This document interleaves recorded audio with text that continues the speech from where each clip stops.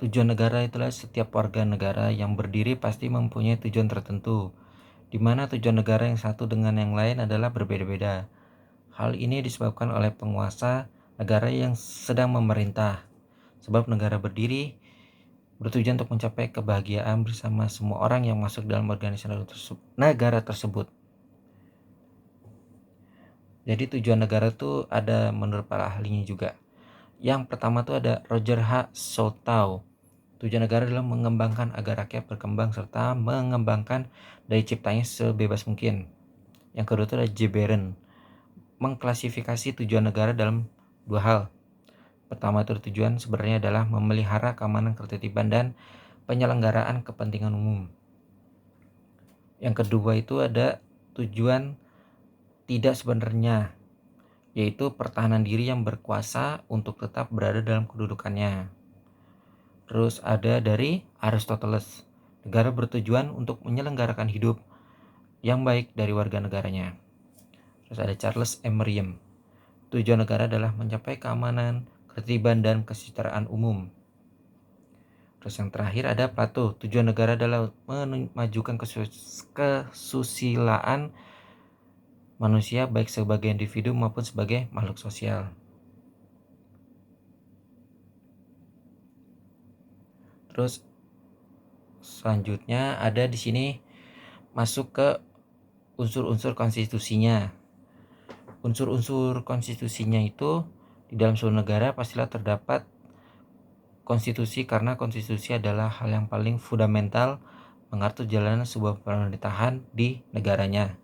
Selain itu, konstitusi juga mengatur tugas atau pembagian wewenang atau kekuasaan di antara legislatif, eksekutif, dan yudikatif. Di Indonesia sendiri memiliki konstitusi, yaitu Undang-Undang Dasar 1945. Maka Undang-Undang 1945 yang melandaskan atau acuan dalam menjalankan kegiatannya.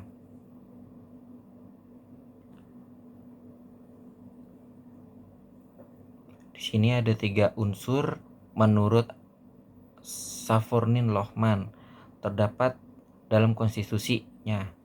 Di situ pertama, konstitusi sebagai perwujudan perjanjian masyarakat atau dibilang itu kontrak sosial, sehingga menurut pengertian ini konstitusi yang ada merupakan hasil atau conclusion dari persepakatan masyarakat untuk membina negara pemerintahan yang akan mengatur mereka.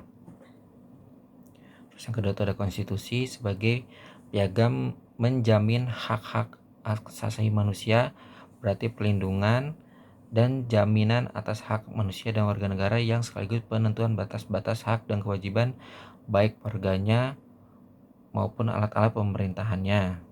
Yang ketiga itu ada konstitusi sebagai forma regimenis, yaitu kerangka bangunan pemerintahan.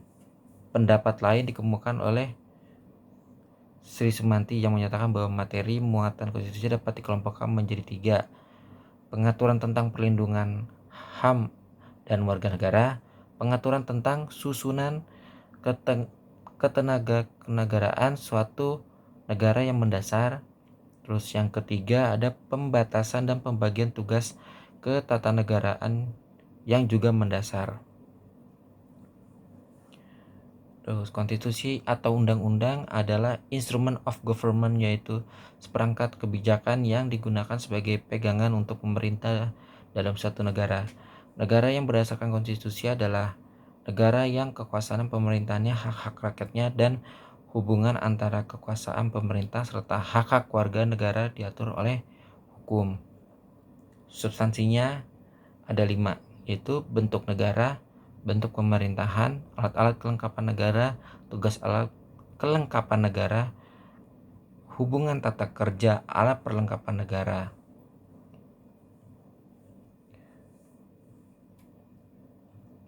Terus selanjutnya ada konstitusionalisme.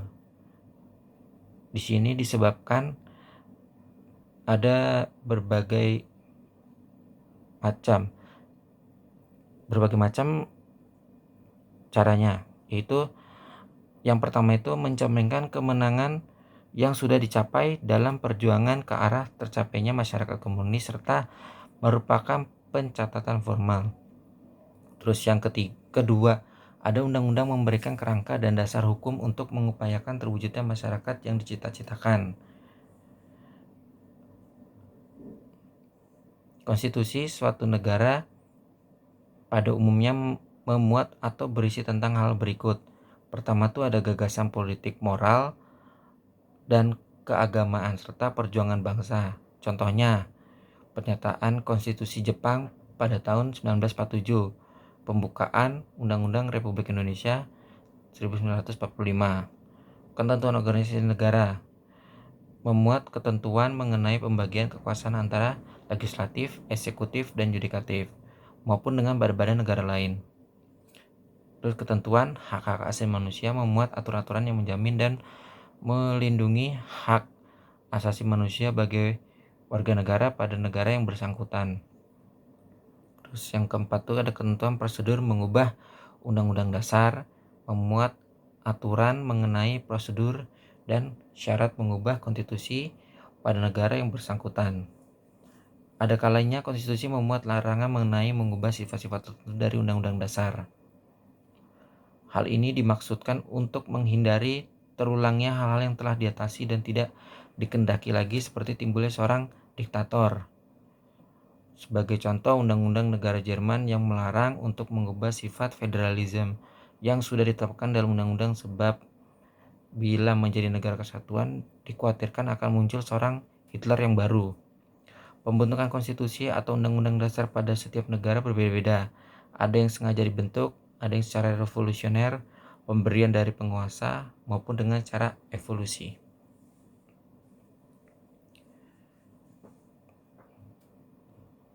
Yang pertama tuh ada konstitusi yang bentukannya sengaja dibentuk berarti pembuatan undang-undang dilakukan setelah negara tersebut berdiri.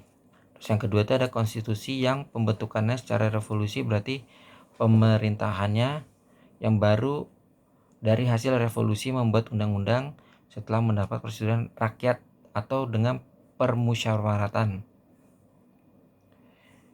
Yang ketiga itu ada konstitusi yang pembentukannya secara pemberian dari penguasa, dalam misalnya seorang raja memberikan undang-undang kepada rakyatnya, atau jika seorang raja mendapat tekanan dan khawatir akan timbul revolusi sehingga dibuatlah undang-undang yang dapat membatasi kekuasaan raja. Terus konstitusi yang pembentukannya secara evolusi berarti pembentukan undang-undang dasar pada adanya perubahan serta perlahan-lahan sehingga undang-undang yang lama menjadi tidak berlaku lagi. Kita tahu bahwa Konstitusi Negara Kesatuan Republik Indonesia adalah Undang-Undang 45 yang bersifat kaku.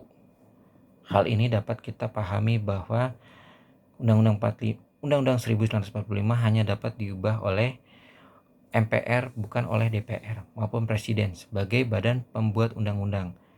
Substansi Konstitusi Negara Republik Indonesia atau Undang-Undang 1945 setelah mengalami perubahan sebagai berikut.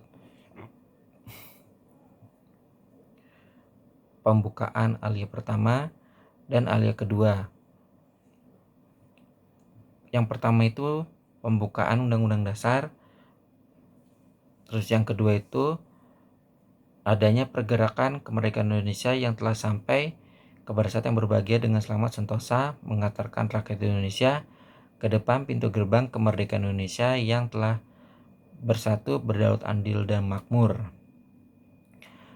Dan akhirnya kalimat tersebut itu membuktikan adanya penghargaan dari negara lain. Terus ada di aliannya ketiga, atas berkat rahmat Allah yang Maha Kuasa dengan didorongkan oleh keinginan luhur supaya berkehidupan berkebangsaan yang bebas, maka rakyat Indonesia dengan ini menyatakan kemerdekaannya.